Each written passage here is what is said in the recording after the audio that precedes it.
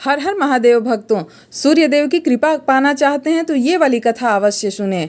एक समय की बात है, सूर्य भगवान की रानी मायके जाने की खबर आई, परंतु रानी सा को मायके जाने का मन नहीं था। सूर्य नारायण भगवान रानी को ये कहकर मायके जबरदस्ती भेज देते हैं कि जाओ, आपके लिए मैं अच्छी अच्छी वस्तुएं भेजूंगा। राना दे यानी उनकी पत्नी अपने मायके चली जाती हैं। कुछ दिनों पश्चात सूर्य भगवान राना दे के लिए चौपस, पासा, चपेटी, आरी, डोरा आदि कुछ वस्तुएं भेजते हैं। राना दे की भाभियां मजाक करने के इरादे से चौपस, पासे, खिलौने आदि सब सामान निकाल देती हैं।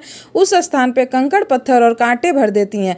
सारे डिब्बे वापस बंद कर देती हैं। जब रानी उन्हें देखने के लिए डिब्बे में हाथ डालती हैं तो कांटे चुभ जाते हैं।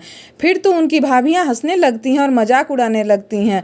रानी को गुस्सा आ जाता है। कुछ दिनों पश्चात जब सूर्य भगवान रानी को लेने पधारे तो राना दे सूर्य भगवान से बातचीत भी नहीं करती।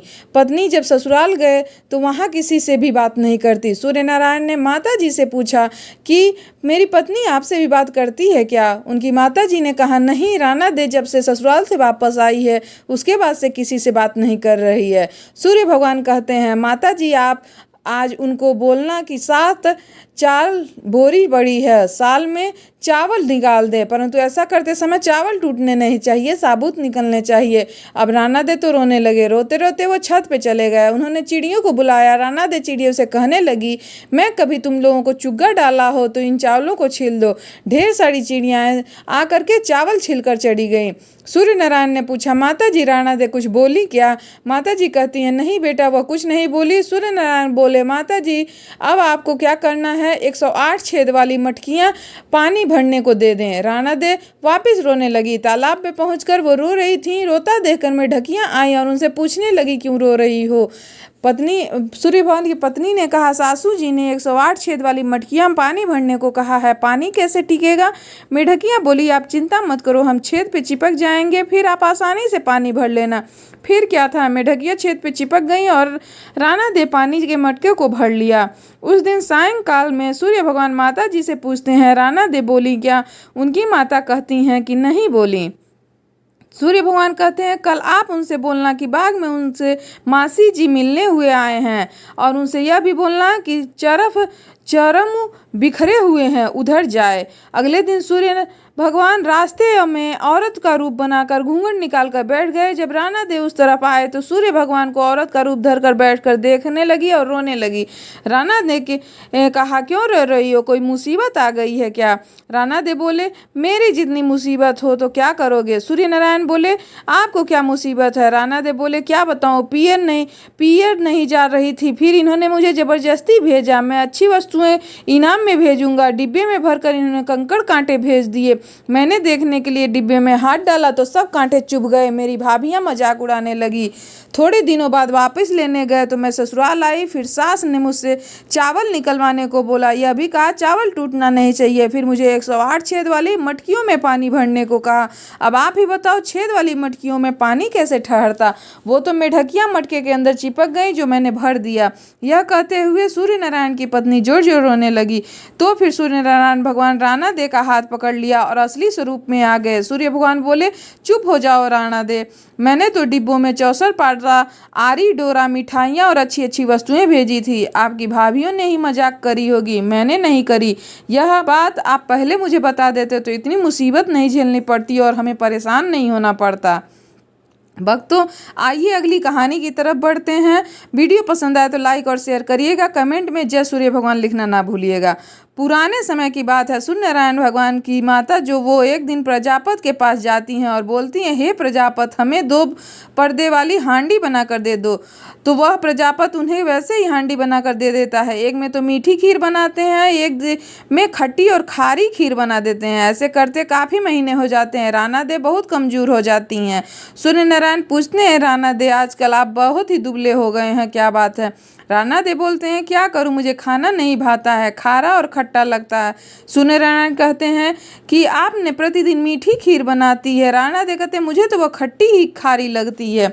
दूसरे दिन सूर्य नारायण की माता जी थालियां परोसती हैं। राना दे चख कर थाली सरका देती हैं। सूर्य नारायण जब उन्हें ऐसा करते देखते हैं तो वह माता जी से कहते हैं, माँ थोड़ा जल भरना। उनकी माता जी जल लेने जाती हैं, जिसमें सूर्य नारायण थाली बदल देते हैं। सूर्य नारायण जब राणा दे की थाली खाते हैं तो उन्हें भी खट्टी और खारी लगती है। जब उनकी माता जी जल लेकर आती हैं तो सूर्य भगवान बोलते हैं, माँ ओ माँ, आज तो भोजन खट्टा और खारा है। माता जी कहती हैं, नहीं बेटा, हमने तो तुम्हारे लिए मीठी खीर बनाई थी, कहीं तुमने राणा दे की थाली तो नहीं आ गई। सूर्य भगवान बोलते हैं, माँ ऐसा अलग भोजन क्यों बनाया। माता जी कहती, बेटा हमारे सास बहू में तो ऐसा ही चलता है। सूर्य नारायण बोलते हैं कि नहीं माँ, दुनिया में ही चलने दो, अपने महल में ऐसा नहीं चलना, सबसे एक जैसा भोजन ही बनाना। तब से सास बहू में तेरा मेरा चलने लगा। आइए अब अगली कथा की ओर बढ़ते हैं।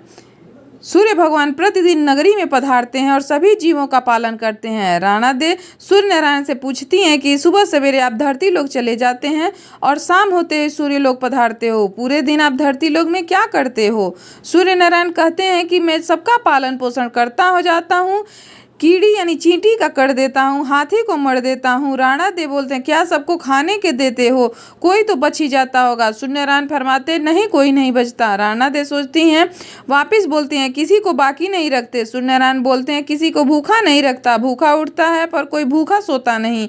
अगले दिन राणा दे नहाकर अपने कक्ष में पधारते हैं, एक चींटी को डिब्बे में बंद कर देती हैं। वह राणा दे प्रतिदिन नहाकर भगवान सूर्य की पूजा करती थी और स्वयं के कुमकुम चावल लगाती थी। उस दिन भी उन्होंने कुमकुम चावल की बिंदी लगाई और जब राणा दे डिब्बी में बंद कर रही थी तब उन्होंने कुमकुम की बिंदी जो चावल लगे हुए थे उसमें कुछ चावल के दाने उसी डिब्बी में गिर गए और कुछ स्नान किए हुए हाथ मुंह पे से जल की बूंदें भी उस डिब्बी में गिर गई। राणा दे को पता नहीं चला डिब्बी में चावल और पानी चला गया है और राणा दे डिब्बी बंद कर देती हैं। राणा दे सोचती हैं कि आज सूर्य नारायण को बताऊंगी कि देखो चींटी तो भूखी बैठी है।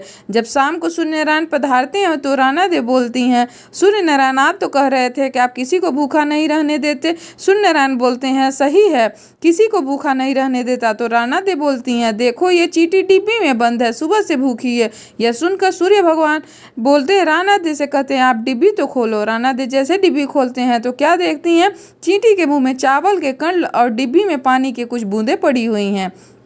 राणा दे अपनी आंखों पे विश्वास नहीं होता। वो सोचती हैं, यह तो सोच रही थी चींटी भूखी होगी, डिब्बी बंद कर रही थी तो इसमें कुछ भी नहीं था। राणा दे हार मान लेती हैं और सूर्य नारायण भगवान से कहते हैं कि मैं मान गई कि भगवान आप ही श्रेष्ठ हो और सभी की पूर्ति आप ही कर सकते हो। भक्तों, सभी लोगों को मनोकामना सूर्य भगवान पूरे करें।